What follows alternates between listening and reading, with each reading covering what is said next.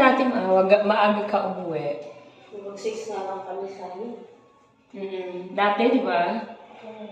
Ay, kasi dati nag-aaga ako kasi sa palengke nagdi-display pa ako ng mga prutas. At ano talaga, alas 6 mo uwi na ako. Eh kayo kasi wala naman na kaming display. Wala naman akong gagawin sa bahay. Kaya. Pagdating ko, magkaan na naman magbihis, kakain ako.